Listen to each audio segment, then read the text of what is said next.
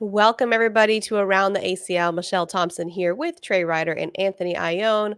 And we had another weekend of cornhole in Bryan, Texas, which to me was like a Texas Open. Yeah, Just like mostly yeah. Texas people. Like I was thinking, man, it wouldn't have been a hot take, but to be like, I bet you somebody from Texas will win in Texas. That's what it came down to. So we'll get into the details of that. We also have Overreaction Monday and news around the league. Then we'll get into our first Canada Open coming up this weekend, January 26th through 28th. And then we have our over-under game and, of course, our hot takes. Texas, Trey, did you get to watch some of that? Yeah, I got to watch pretty much all of the doubles action. I got to watch a good bit of that, but I was actually helping to live stream a regional here in Rock Hill on Sunday. So I was jumping back and forth on the singles side, got to catch little bits and pieces there. But yeah, I mean, it was like an all Texas even Final Four on singles. It was pretty stout competition, even though it was, one of the smaller fields. It was a late scheduled open, right? So we knew we were fighting that crowd. So, but at the same time, I mean, really, it wasn't like it was easy. I mean, you look at who beat who and who was there at the end, and it was pretty brutal top to bottom with the level of talent that was there. And I think it goes to show how deep Texas really is, as far as even at the top level, how a number of top pro players are from that state. It's crazy. Yeah, absolutely. Anthony, how about you? Yeah, it was I think a lot of those finals actually happened at the same time. I think Trey was calling a regional at the same time the open final was going on.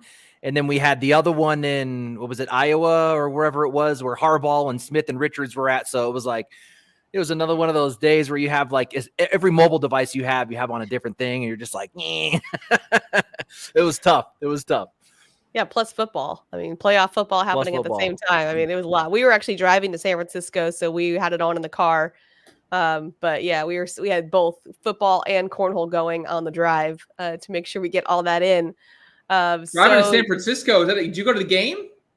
No, what's so funny is my favorite DJ happened to be in San Francisco, so we planned this trip a month or so ago to go see him.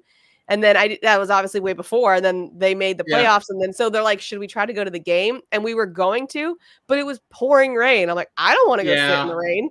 Like, I'd rather sit in my nice hotel and watch it on the TV in the comfort of a chair, like dry. So we Meesh actually were all about comfort. Meesh is all about comfort. I live for comfort. Which reminds me, I was so mad because apparently this club had the dress code, which meant I had to wear like heels and stuff. I'm like, what? Oh no! I said no. I don't see that. I don't see Meesh in heels. Come on. I was so mad. I'm like, this is a Sick It concert. I know he's showing up in a hoodie and Nikes. Why can't I? Yeah. Not fair. So we had a good time, but yeah, long drive. Meesh doesn't like extreme heat, no rain. There's a very limited window that we like for weather for Meesh. Well, I did grow up in Southern California, so and I lived at the beach for many years, so I was able to check those boxes quite regularly. Right. All right, let's get into the Texas Open. Our winners: singles, Logan Chamberlain; doubles, Jackson Gore and Sammy Soto; women's, Bella Saprenant; seniors, Steve Schrader; and juniors, Jackson Gore. Good weekend there for Jackson. I know we're going to get into more of that later too, but what were your thoughts on the event and the winners, Trey? Yeah, I tweeted out. I called him the tired of team. Jackson Gore and Sammy Soto. Sammy Soto tired of hearing all about Ryan Trader and Jeremiah Ellis and Caden Allen and all these other rookies. Sammy's like, hey guys, I haven't been going to anything. Okay, I'll show up when it matters, right? So ultimately, Sammy Soto gets a big win, and then you have Jackson Gore tired of his brother Jake Gore. Everybody talking about Jake. It's like, hey, 2 years ago, I came in 5th at Worlds, and there was nothing there for me. And then all of a sudden, Jake has this really good year, and all of a sudden, he's the center of the world. This is ridiculous, right? So the tired of team of Jack Gore and Sammy Soto get the big dub, and I think it was great. I mean, I think it goes to show where they are as top players, right? And then we saw Sammy carry that over into singles, so we know where Sammy is across the board, and I think he continues to show that he's going to be right there in that conversation of Rookie of the Year.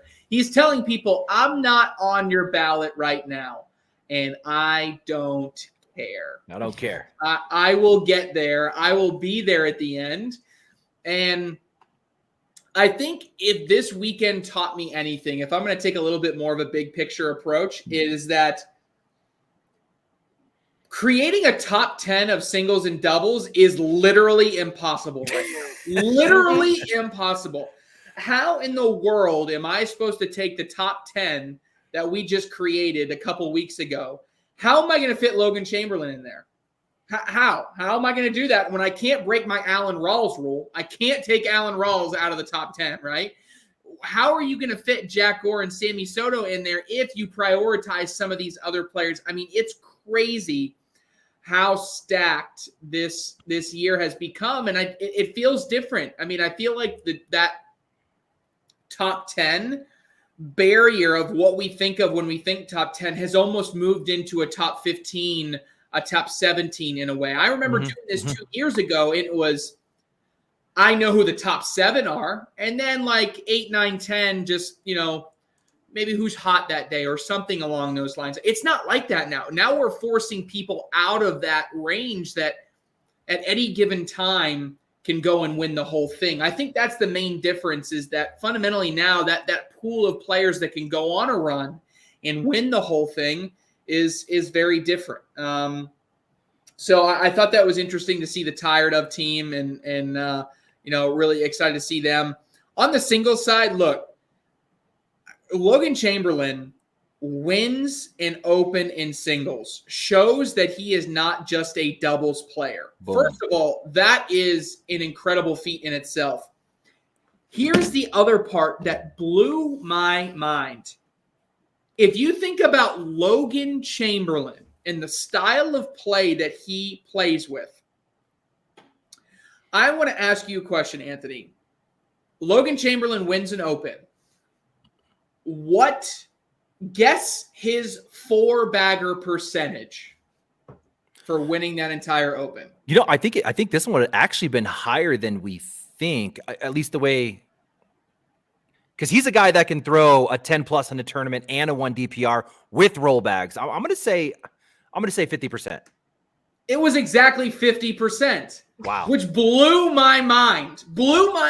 Because I'm thinking in my head that Logan Chamberlain is a guy that's going to throw, if he is throwing a low 10, I mean, I expected the 4-bagger percentage to be 25%. I mean, half. When we talk 50% 4-baggers, we're in Matt Guy territory. Yep. Okay. Logan Chamberlain had 2 different games in the bracket king seat matchup. His bracket king seat matchup against Gavin Cano. Logan Chamberlain at one point threw 55 out of 56 bags in the hole. Wow. Who is this Logan Chamberlain dude throwing 55 out of 56 in the hole? Then he goes on to the finals, has an off game. He only throws 52 out of 56 bags in the hole off game. In the overall final, holds Sammy Soto to 4 points, right? He had a 10.34 total PPR across the entire tournament.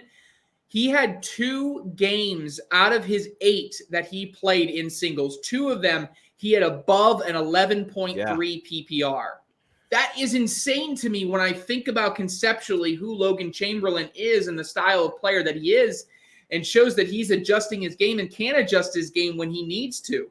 I think that was a big difference between what I saw last year and what I saw this year. For his ability to run bags like he did and mix in those shots makes him just an absolutely deadly player. And I'm serious when I say, like, how do I find room for this guy in my top 10 when I look at it? Especially when you look at guys like Caleb Batson, who I was kind of worried about coming into it. We'll talk a little bit about that later. But Caleb Batson, in a way, he makes a Final Four. He loses a close one to Sammy Soto, and I'm supposed to just kick him out. Gavin Cano continues to showcase to me that he's consistently a top 10 player. He's always there at the end of tournaments. Is he getting some first place finishes? No, but he's right there at the end. I mean, do I punish a guy like Fisher Hamilton, whose only losses are some of these 2 of these best players, who 8-10 months ago was winning national events as a 17-year-old? all of these things play into the conversation of that bar of top 10 to me. If I'm trying to keep it in the same place, there's no way I can physically fit just 10 people into that category now. And it just has to conceptually become something different. And it's not like it can't just be who has the potential to win it. It is becoming more of it has to be results driven, right? You're going to leave someone out like Justin Burton Jr. Like, he's not going to be a top 10 player right now because he's not consistently finishing there. At any given time, is he going to be number one? He absolutely could be. And normally in past years, that was good enough to get you there. And I just think that's a stark contrast and a difference to where we are now. So yeah, I mean, I wanted to keep mine specific and my thoughts specific on those two winners and where they were and what it means for the overall game. But Logan Chamberlain, Sammy Soto, Jackson Gore really coming out swinging and making a name for themselves. Very close to the start of this pro season, now less than 90 days away. Absolutely. Anthony, how about you? What are your thoughts? Yeah, to feed off your thought about how do you fit into the top 10, I think the answer is going to be where you were kind of leading to, Trey, and that's consistency. You know, back in the day, it was like you win a big tournament, you could stay in top 10. I think your top 10 is going to be those guys that consistently, maybe they don't even win a tournament. You might have a guy that's consistently second and third and ends up third best player in the world. Those guys that can repeatedly be in the top 3. I think that's where your top 10 is going to be. Yeah, just to feed off a few different ones, just a second about Jacob Gore and Steve Schrader. What a fun run for those guys. Clashing techniques, completely different game plans. They take down a team like Fisher Hamilton and Ethan Walker, who have a same style game, same style strategy. They win that one 21-10, same style bag. So really good run for those guys, taking third place, losing to the eventual third place team in that third that kind of deep matchup there. Ryan Smith and Ryan Wiedenfield versus Braden Wilson and AJ Sims. Just to feed off of my hot take from last week, I was saying, hey, Ryan Smith and Ryan Wiedenfield are on my top 10 list, but then we have this kind of, I don't know what to think about a Braden Wilson and AJ Sims inside 15. I think that they could be a top 20 player, but are they a top 10 team? So I kind of said, hey, let's put it out there. What about Braden Wilson and AJ Sims finishing better than Ryan Smith and Ryan Wiedenfield? They did really good out of the gate. They went 5-1 in rounders, came into the bracket as the 6th seed. Smith and Wiedenfield went 4-2 in rounders. Now they had some brutal matchups in that rounders, just to say that one. And then they went in as the 25th seed. So an early loss for Smith and Wiedenfield to Creek Killer and Renard. Renard was throwing gas. Okay, boy. I mean, he was like, I want to say he was almost a 10 through the entire tournament for an Austin Reynard. So certainly holding up his side of the board. But then Smith and Wiedenfield did some work in the loser's side. They won 4 straight. A big win over Hamilton and Walker, ended up finishing 5th. Wilson and Sims finishing 9th in only 2 brackets in Texas. So for them, they certainly went out there and didn't perform to the way that they think they can, because I think they can win brackets. So, blew up my hot take, but it should be that way.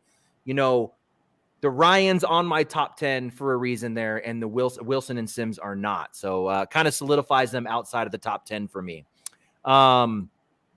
Yeah, just kind of looking at the rest of the field. You talked about Logan Chamberlain and Gavin Cano. What I liked about this one was they were both coming in as the only 2 players to have 2 open wins and doing it with 2 different doubles partners. So here's a chance to come in and win a 3rd open doubles championship with a 3rd partner, essentially, and made a solid run. You talked about Logan Chamberlain. I think his ability to collect on the outside or reverse side is unmatched. He has the ability for a right-hander to collect bags out to the left side. It kind of blows my mind sometimes. Really comfortable with the slick side of that bag. The ability to throw a slight reverse cut and positioning that bag. Your line has to be perfect. Otherwise, you end up with 2 bags off to the left side. You're giving up 4 points instead of a 4-bagger. So he just has an all-around game there. Gavin Cano, of course, continues to kill it. Trzynski and Almanza taking 3rd. I think Almanza's showing I have that consistency. Even though I'm not working, he's been open about saying I'm not able to work at my game right now as I have in the past, but he continues to show out. I love Trzynski's grit, and I think we see that just off of the boards. We see that, you're talking about a guy who is maybe 160 pounds wet, and he's out there bench pressing type 2 times his weight. This guy, I think that just shows the grit that he has, that mentality in his bodybuilding journey is translating over to the boards as well. I think, he says, I don't want to be just a top 10. I want to be the best player in the world. And I think that mentality could get him there. Don't be surprised if a Trzynski is a top player in this game, number 1 or number 2.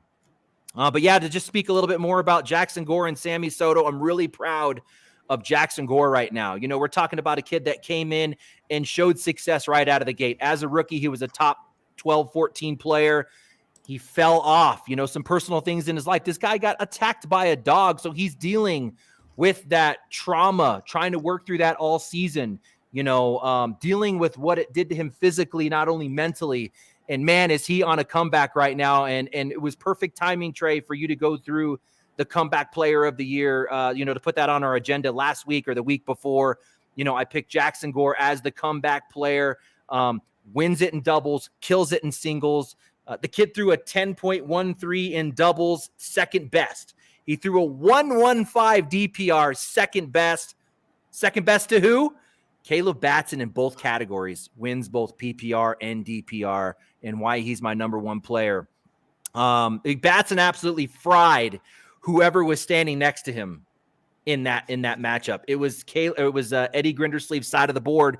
We got to start questioning a little bit. I know I've been saying they could suck all the way to the open, and I'm not worried about Batson and Grindersleeve. I am worried about Grindersleeve a little bit in singles, but I think that they figure it out come the pro time in doubles. Real quick on Sammy Soto, this guy can give 2 shits about his PPR. 37th in PPR, but guess what? He forced his opponents to an 8.23. He smacked the field with a 1 DPR, 4th best in the bracket. And together, him and Jackson Gore take down the championship, like you were saying, Meesh, a combined age of 30. We got a 14-year-old and a 16-year-old going out there taking it down. And to do it with a 2-0 versus a Chamberlain and a Kano. 2 matchups, got him twice. Crazy talented. And, it really solidifies them in my top 10. I'm not sure if anyone else had them in their top 10, but I did have Soto and Gore in my top 10, so it was good timing to solidify that. Real quick in singles, just to touch on a few. Caleb Medenka, Meesh. We saw him in the rookie showcase. This was a good peek at Caleb on his home turf. What kind of a player could he be in singles? 9th in his bracket. I don't hate it. It just means we're looking at the right rookies for a Rookie of the Year run. I don't think he's in that top 5, and that kind of solidifies it for me. Alex Hicks, 9th in bracket. I got to follow him a ton. I was excited to see him in Cash team up and double, so I caught a bunch of their matches. I watched a bunch of Hicks in singles, and I actually saw where he's efficient in his game. I can see right now where Alex Hicks is kind of falling a little bit in what we saw as a potential top player in the game. Here's how it boils down. I'm just going to get a little bit technical because I think there are some geeks out there like me that would like to kind of walk through this. But we know Alex Hicks is an elite level roller, right? Any backloaded shot, the ability to roll cut, bicycle, whatever you want to call it, he has the ability to shape shots. The problem and we talk about release and we talk about how to throw a flat bag and just the real basics. We're going from a fist to a flat palm, and that flat palm, let me see if I can get to this camera. That flat palm is going to point towards the board. If we look at a Tony Smith, how does he throw a roll bag? He does a little bit different than everybody else, but instead of going fist to palm, it's almost like a windshield wiper. He goes fist to flat palm up. So you're seeing the back of his hand. He's basically going in this windshield wiper motion. That's important. JBJ, Logan Chamberlain, Gavin Cano, these guys, they do it in a pinky finger down and it kind of stair steps. So you kind of have this pinky high, ring, middle, then pointer, and it kind of goes in this stair step. Either way, it's important to get the pinky or the backside of your hand higher than the front, and that's going to give you that top loaded bag. With Alex Hicks, he throws it as his standard bag. So what's happening when he tries to push? He's getting that front load into a push. It's getting the hop when he doesn't want it. He's not translating all that energy to a push to the hole. So many times, guys, I saw him on an open hole. He hopped the open hole. perfect line, perfect speed, hops the hole, sits right on the back. So I think with Alex Hicks, if he can just figure out how to, in those times, get that flat palm down, point that finger to the board, don't have the windshield wipe or the standard roll kind of stair-stepping of the fingers, get that thing flattened out, get a flat bag to the hole. That cost him a bunch of points in this. And when he actually needed, I think he could have went deeper in that. So a little detail there. Where's Dylan Turpin at right now? And coming into this one, I was kind of excited to see Dylan Turpin, AJ Sims, Ryan Smith, Eddie Grindersleeve. I think if you talk about those 4 guys, I think they're all jammed right in the same ranking. So kind of wanted to see how they laid out. We don't get a lot of Dylan Turpin. We don't get a lot of AJ Sims or Grindersleeve. So here's a look. We're not getting 10 looks like a Ryan Windsor. We're getting 2 looks at these guys. Dylan Turpin, 13th in his bracket. And again, we're only talking 2 brackets. Now he beats AJ Sims. I think a big win for them, especially if we're talking about those guys being pretty similar in rankings. Then loses to Ryan Smith and Brandon Martinez. Dylan Turpin definitely went out there to do much better than 13th in 2 brackets. Grindersleeve, 17th in his bracket. I don't hate the loss to Fisher Hamilton. Of course, he loses 21-5 to Ian Cripps. I think that's a win that he needs to get to an Ian Cripps. We talk about him being a doubles champion, but where is he at in doubles? AJ Sims, 17th in his bracket. Now his losses, Jackson Gore, who obviously went on a tear, and he loses to Dylan Turpin. So 2 tough losses there. But if I look at Sims and Turpin, does Sims now kind of come up a little bit, on the beat on AJ Sims? I don't know. And here's the thing about AJ Sims. He's gonna run bags. Some people might think AJ Sims a roll guy. He's gonna tell you, I'm not a roll guy. Now, I might throw a dedicated tilt bag, and I have the ability to shape shots, but he's not a roll guy. He is running bags with a carpet bag in the tilt position. He throws a 10 through the whole tournament. Not going to cut it with that game plan. AJ Sims is going to tell you, I need to throw a 10.3 to win the tournament. So if you're dedicating yourself to that style of game, you can't win like Sammy Soto with a 9-2-1. You need a 10-3 to win a tournament. Two different styles of games there. Ryan Smith, 19th in the singles bracket. I don't hate it. We get a lot of looks at Ryan Smith. We know he's consistently good.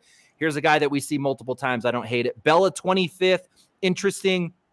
Donovan Sinelli. You mentioned him on the show last week, Meesh. So trying to get another look at a rookie. We just don't know where he stands, second to last in his bracket. So again, I feel good about the rookies that we have our eye on right now who are going to be threats in this league.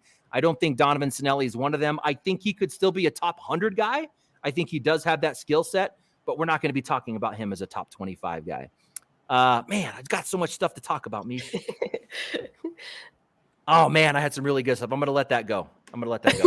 Okay. So are you good, Anthony? Yeah. I was going to go into more detail on Sammy Soto. Go ahead. Hey, Okay. let me just finish with this. Okay. You kind of brought it up, Trey. We've been talking about Caden Allen. We've been talking about Ryan Trader. We've been talking about Jeremiah Ellis. You said Sammy Soto saying, yo, guys, are we sleeping on this guy right now as potentially the rookie of the year? Do you think? No. I don't think we're sleeping on him. Okay. I mean, look, you can't if we're sleeping on him because we're giving credit to other people that have gone out there and done some really good stuff, then fine. I guess that's sleeping on him. But that's not fair. I don't think that's fair.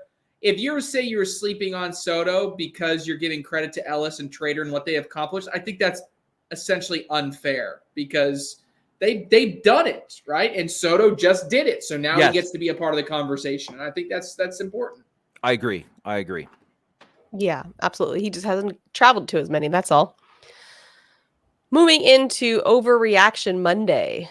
Number 1, Jackson Gore will be the better Gore brother this season. Not an overreaction. I hate to say it, but I think Jack has looked better.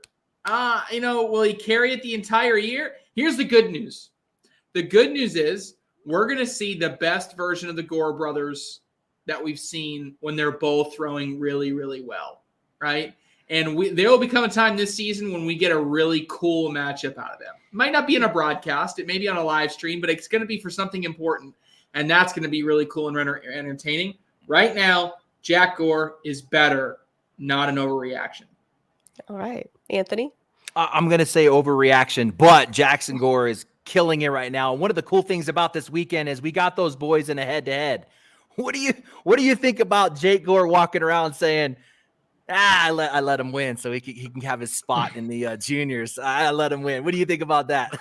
Did he say that? Yeah, it was a joke. I'm sure it was a joke, but he was like, because I think the way it works, you got to win, right, Trey? You got to win a juniors event to get in. Jack's already in, or Jake's already in. So, I let him win. I let him win so he can have a spot. That's convenient. That's convenient. I got it. Convenient, Okay. but Jackson Gore killed it in that game. By no means did Jake let him win that. Sammy Soto is now in the top 3 of the Rookie of the Year conversation. Oh, we just talked about it.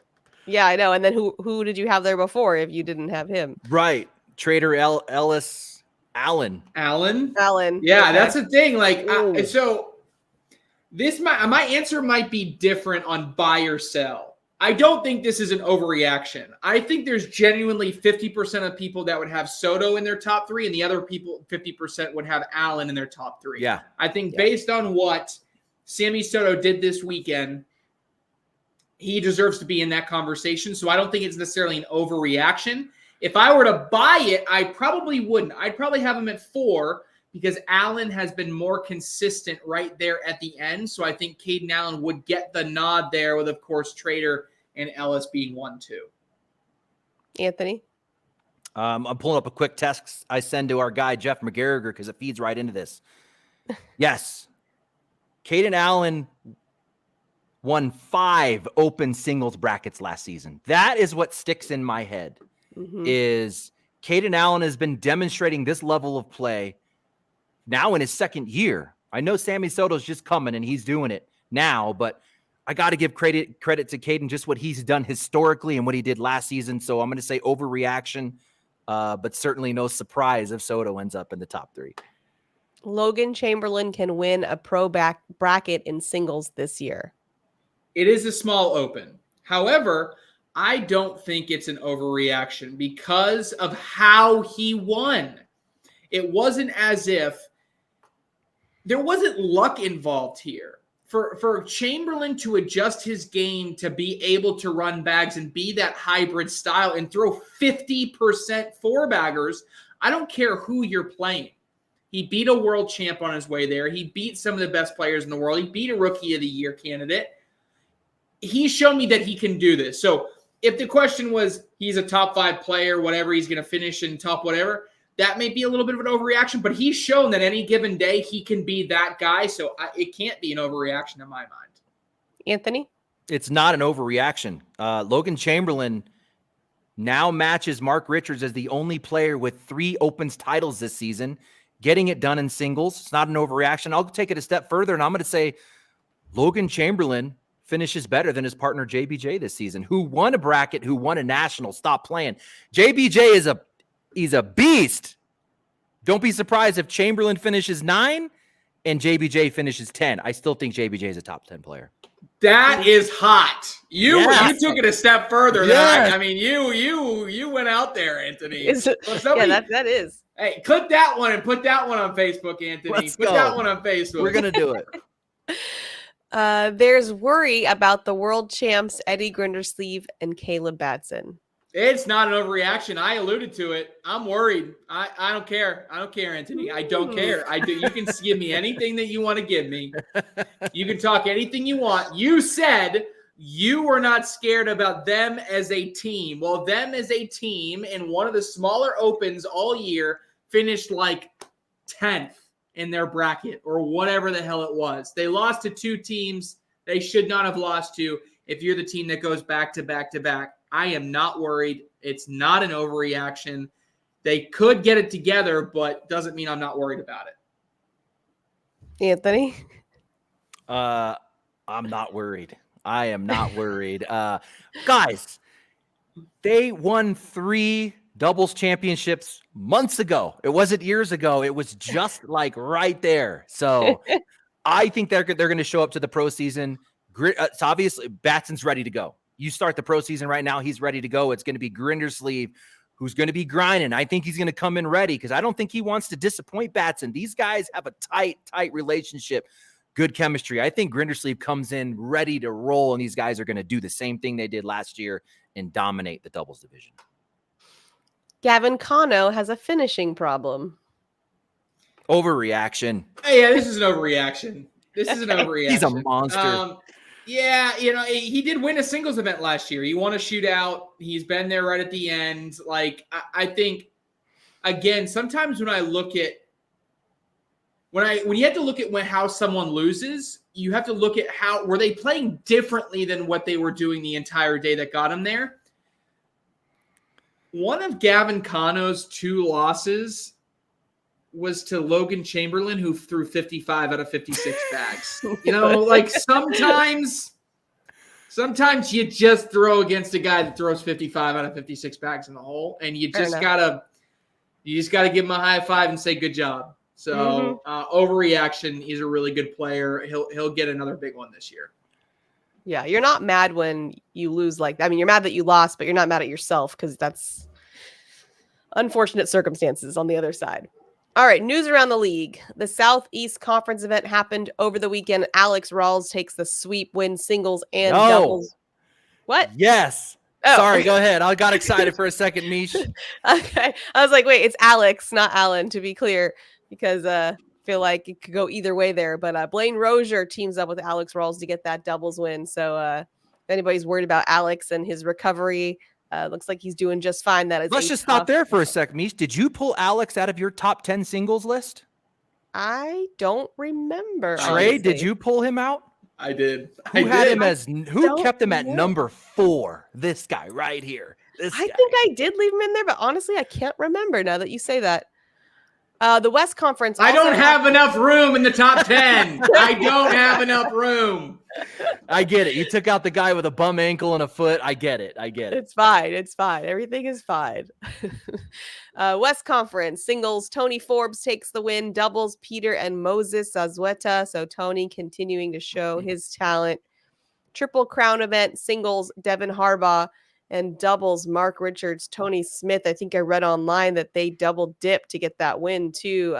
Devin and Ryan Windsor. Who was Devin playing with? Yeah. Ryan Windsor? Yeah. Okay.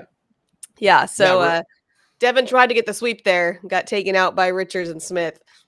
Guys, real quick on that one. Mark Isley, thank you for the footage. I think that the doubles matchup, Mark Richards, Tony Smith versus Harbaugh in Windsor, really shows where the pros are starting to take this game, because we kind of had that behind the board footage from Isley, and you get to see how talented these guys are. I mean, the speed and velocity at which these bags, the rotation, the flatness, Devin Harbaugh's ability to put this bag on a straight flat, like it's straight up and down on his cut bag, the way that Tony Smith can roll these slinky bags with precision landing spots and speed, and then Mark Richards, I mean, those matches between those two guys was absolutely why I think that this game is going to be so great and how it's going to keep to evolve. And I think we're going to see these players who have taken the time to figure out flat bags and figure out how to control speed and figure out how to shape shots. They are going to further separate themselves from these guys that used to be successful in the past who have a slide shot and an airmail. I think that gap is going to continue to grow, and it's going to force players with only 2 shots, like a Nico Morellis, like a Matt Guy, like a Frank Molland. It's going to force these guys to go, I have got to develop something else in my game to compete. Anthony's really geeking out today, you guys. Sorry, jeez, got me going here. I'm in the lab. It's got my lab hat on. Hashtag lab vibes. You don't want to play Mark Richards and Tony Smith for the next 8 months. I promise you don't want to do it. This is so bad that they're starting early. This is bad for everybody. Yeah, I know, right? Coming up this weekend, the Canada Open. We're going to get into who to look out for there. This is our international event.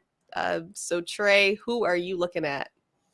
Yeah, this is fun. So I give you an idea, right? So I go all the way back to like 2021. We had the first Canadian Open, right? And I go up there. There's 70 people there, 80 people there. Last year, there's 150, I think, showed up for this first Canadian, which is now part of a series. This first Open this year has over 350 players registered for it.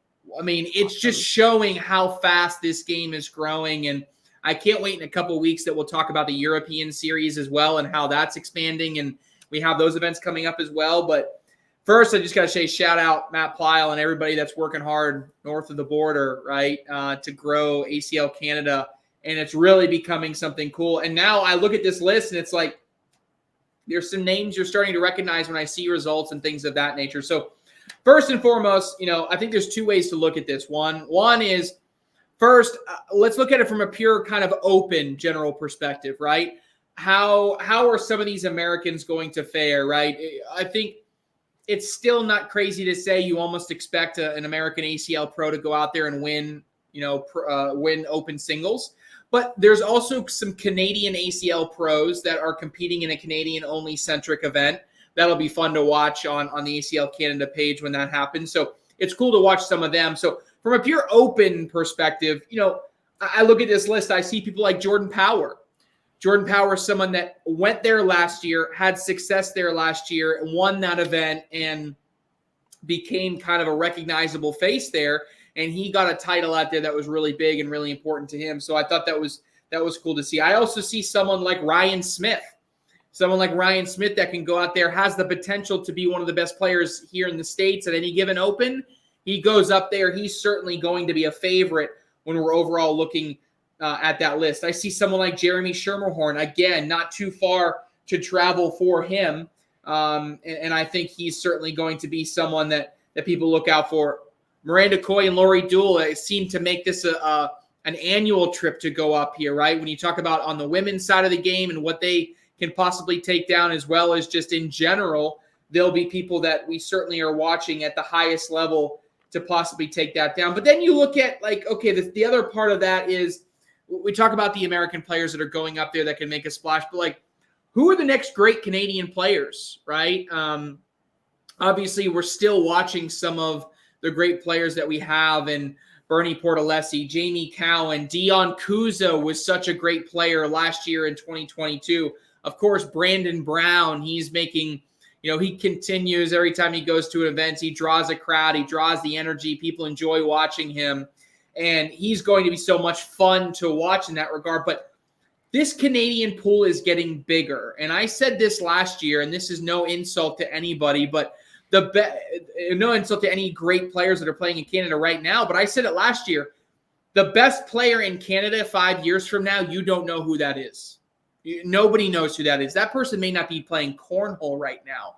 And as this pool continues to grow, that's when we see that depth of talent and that elite level talent really start to rise to the top and really start to create some great cornhole players. So in particular, it's Connor Weiss is also going to be out there. I think that's a name that he was a pro again last season. He's a pro this season, always at the top of these standings when you look at these finishes. But I'm really excited to see who that next name is, right? Who's that next name that's going to come out there? And, when we start talking about Olympics in, 8 years from now, who's on that Olympic team from Canada that the Americans aren't going to want to match up against, or they're going to match up around, or they're going to say, okay, look, this guy's going to be the one to get the win. So let's waste a win here in this team's competition and try to load up on these other ones, because eventually there's going to become a player that's like that and has that potential to win. And really, I look for events like this to determine exactly who that is. Yeah, makes sense. Anthony, what are your thoughts? Yeah, I'm along with Trey on this one, that I'm excited to see some new names, but I'm looking at this roster and I'm going, this is like back in the day, back in 2016, when you show up to a tournament and you go, one of those three teams are going to win this. That's kind of what I'm seeing here. You've got Jordan Power, Joe Neested, Brady Foster, Jimmy Humans, Nico Morelos, and Schlobom, which is kind of a fun one, but one of those three guys are going to win this tournament.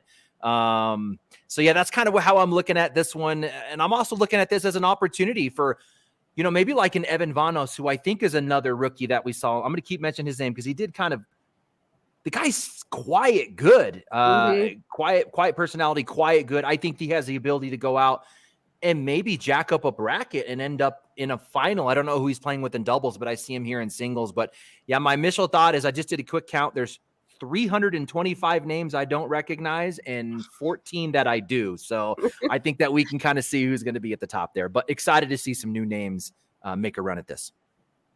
All right, ready for over under. I'm going to give you a number, and then you guys tell me if you're going to pick over or under. The first one is 2.5, and the number of pro singles events out of the 10 total that a rookie will win this season. Do you think it's over or under 2.5? Number of pro singles events out of 10 that a rookie will win this season. Yeah, so help me with those 10.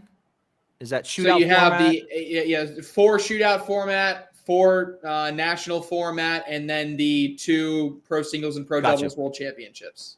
I'm gonna go under. I'm gonna say the number is 2. And I think it's completely fair to say 2, right? When I stack up the field, you got to think about it from an odds perspective. I'm talking about a field of about 200 players versus about 50 players, rookies versus non. So already the odds are playing in my favor. And then when you look at the field of players that can physically win a tournament of that size, again, I think there's going to be a couple rookies that'll win one, but tough to say that someone's going to go on some type of dominating fashion. We didn't lose Mark Richards. We didn't lose JBJ. We didn't lose Tony Smith. We didn't lose all these players that were part of that conversation, not to mention these players that we're calling breakout players. So I'm going to go under and say it's 2. Anthony? That number is put in the perfect spot. If it was 3, that would be easy for me to go under, but that's a good spot to put it. I'm also going to go under, and I don't think that it says anything about our rookies. I just think that obviously if we talk about the number of pros that aren't rookies that could win it, really outweigh the 4 or 5 rookies that I think could win it. It's just an imbalance in the math, the probability. So I'm going to go under. All right, 3.5, the number of pros from the state of Texas that will finish the season in the top 10. That's awesome. This is all we've been talking about is how difficult the top 10 is. That is awesome. I think I'm going to go under, and I don't like it. But I'm thinking like it's probably going to be Caleb Batson, Gavin Cano, and then maybe one of a Sammy Sono, JBJ, or Logan Chamberlain. All of those are possible to get into that top 10. We haven't even talked about Braden Wilson or AJ Sims or anybody like that, but top 10 worthy. I feel like at some point the numbers play themselves out. I just don't see all of those guys being able to squeeze in and kick everybody else out. So I got to go under and say it's 3, but there's definitely potential for it to be up to, I think, realistically 5 or 6. It's crazy. Crazy. Anthony? Yeah, I'm just going to use my top 10 list. I'm looking at it right now. I've got 2. I've got Batson and Cano with JBJ and Chamberlain right outside. So I'm just going to go with that and say under. Under. Okay. 1.5, the number of women's singles events that Cheyenne Bubenheim does not win that she attends. Remember, I said she's going to get them all. Yeah, so Meesh's hot take is already locked in. It's so we know locked. she's going to the end. It's locked. I'm going to go over. I'm going to go over and say it's 2. And part of the reason I say that is because, in all honesty, she swept everything last year. However, I think her biggest possible test was Bella Soprenin. Yeah. And I have reason to believe Bella is going to be able to commit to more events this season. And I think, although Cheyenne is still going to win a majority, I still would say that Bella is going to steal a couple from her. And there may be another, Cameron Belvin's still really good. Sam Finley throwing incredible. Sam Finley just opened like a business, and she's playing better, like practicing less. It's like just crazy? Don't play any cornhole, Sam, and just show up to events because it's working. Keep doing what you're doing. So I'm going to go over here, and it's not because I think she takes a dip, but I just think there are other players that are in the mix. Anthony? Trey nailed it. I was going to go to the Bella argument as well. I think she's going to be the threat to that number. I'm going to go over as well. 10.45, the highest PPR that will win a pro tournament this season. I thought about this. A lot of me wanted to take an under because we're seeing so much of those hybrid players. I think on average, the best tournament winning PPR this year is going to be between a 9.8 and a 10.1. I think it's in that range is what you want to score. Now, if we're just saying one event, I'm going to take the over. And the reason I'm going to take the over is I think there's going to be an event in which we get a Matt Guy win, or there's going to be an event in which we get a Jeremiah Ellis or a Logan Chamberlain that we just saw this past weekend, where they throw in, or Devin Harbaugh. We've seen him do it before. Yeah. We see the insane high PPR, even though they're still doing all these different things that have made them successful, and that gets them into that 10-5, 10-6 range. So I will say over on the 10-4-5. Anthony? I'm also going to agree on the over. It's heavily going to be under, right? I think we can agree with that style of game at 9-8, 9-9, 10 with the 1 DPR. With that dirty game is going to win, but the Matt Guy factor is always a factor. This guy could come in and do it, but I think you can put Devin Harbaugh into that same Matt Guy factor, who his game is a high PPR game, but he has that extra shot or two. I wouldn't be, if I had to call it a name, I think it's going to be Devin Harbaugh, who's going to win it, and it's going to be with like a 10-7 or something crazy like that. Insane.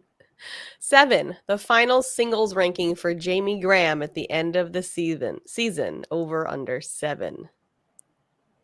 I just did a live feed. I just called the live feed of Jamie Graham and Frank Modlin this weekend in their regional. Jamie Graham went 0-2 in singles. Yeah. Didn't he do that last year? Didn't he do that last year and then win the world championship? That's this guy doesn't make. He's not real. He doesn't. Wait, what did he finish sense. last season? What did he finish? He finished like third. Yeah, third. Because Rawls got second, right? Yeah. And then Graham. Yeah. I don't know, dude. Like, this is impossible. Like, this doesn't. I just like I'm to gonna say remind you higher. that I'm gonna say higher. I say he that- finishes like 9 or 10. I don't know. I always like to remind you, Trey, that you wrote this. I know. You're acting like we brought it on to you. But I usually put things on here that make my brain go crazy, because that's what I think is interesting. So, like, I don't know. I'm going to go over and say it's worse. He's just not playing to his potential right now. I'm just not seeing it yet.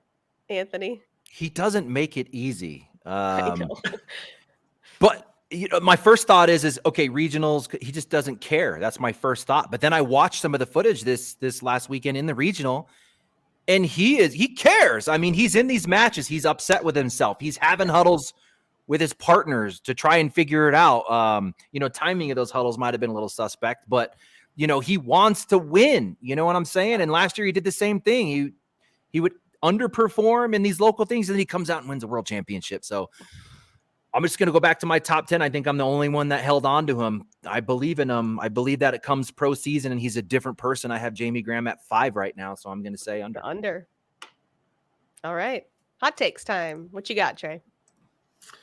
Hot take. All right. So Logan Chamberlain, I believe, finished 12 last year in pro single standings. Hot take. He's better than that this year. And that doesn't give you a lot of room. And he may finish 11th, but I'm sticking to it that he's going to finish better this year than what he did last year, because he's playing better than he played last year. And I think that's important. Fair. Trey, to extend that hot take, does he finish better than JBJ? The problem is, Anthony, I just don't know. I don't know what JBJ bounces back to this year. I don't have a measuring stick for JBJ right now. I can't go all the way there. So no. Okay.